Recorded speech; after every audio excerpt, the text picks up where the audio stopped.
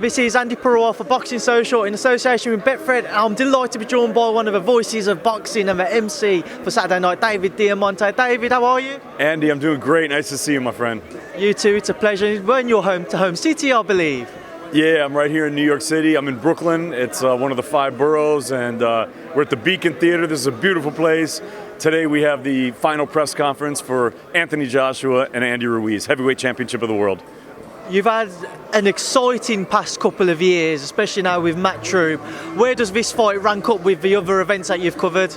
Well, it's right up there. You know, anytime you have a heavyweight championship of the world and a guy like AJ, who's just a real star, and a lot of people don't know, but Andy Ruiz is a real fighter.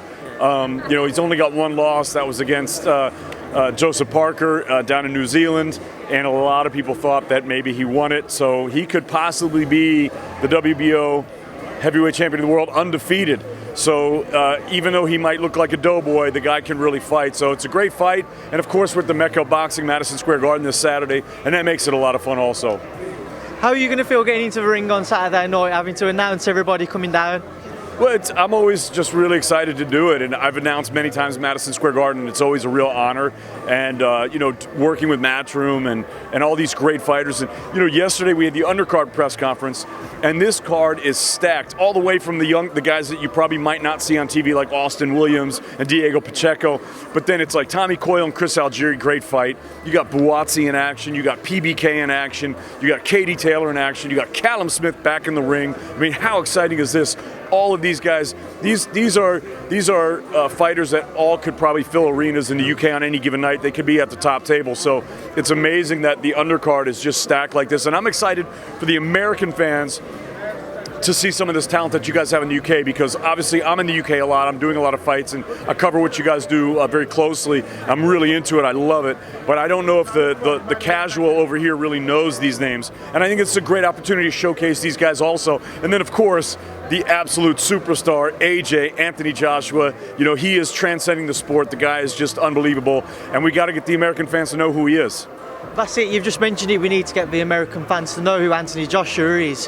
How do you feel he's going to cope with a different type of pressure to what he's experienced before? He's boxed at Wembley, Millennium Stadium, the Klitschko fight, etc. All of these different occasions he's been a part of have provided different pressures to what he's previously faced.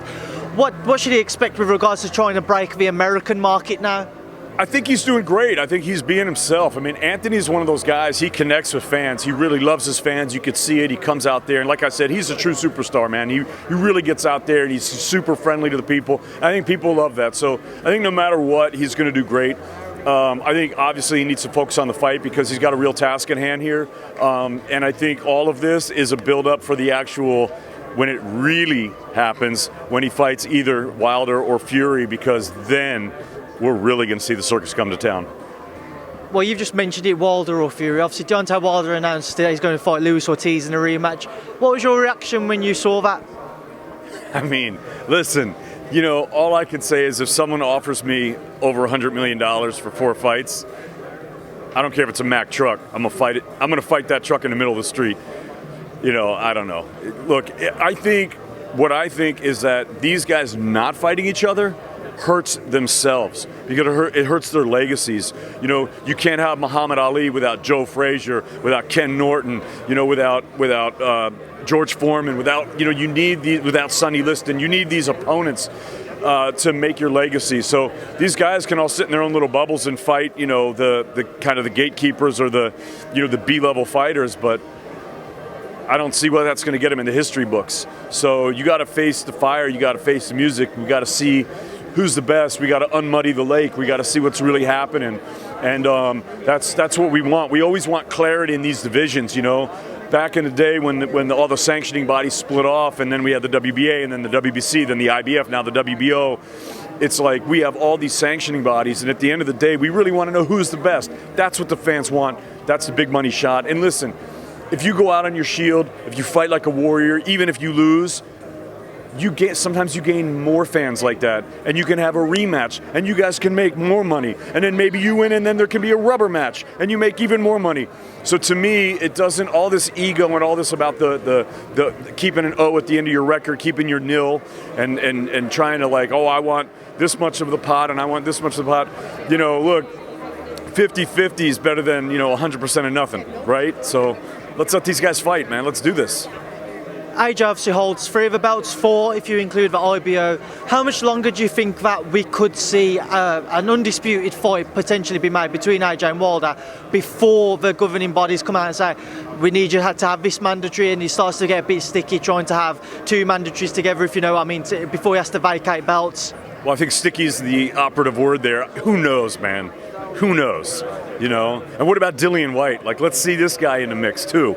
I don't know. We'll see. It's really not up to me. Look, I want to announce them all, and I like all fighters. I like these guys. I mean, look, AJ's got the punch. He's got the skill. Deontay's got that huge punch.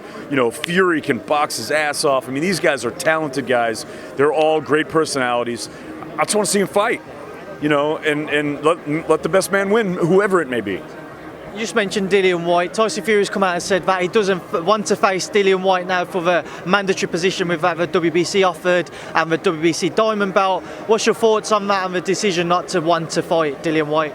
I mean, I never know what's behind those guys' decision, but I just, I'm a big fan of Dillian White. The body snatcher comes every time. I think he's gotten better. I think he's taken the game really serious lately, and he's a fan favorite, and why not? I mean, like I said, he comes every time. He comes to fight, man, and he's a great guy, so let's get him in the mix there. Well, David Diamante, as always, it's a pleasure to speak to you. Thank you for speaking to Boxing Social. I appreciate it, guys. Enjoy the fight, and we'll see you in the ring. Thank you, David. Brilliant. Thank you.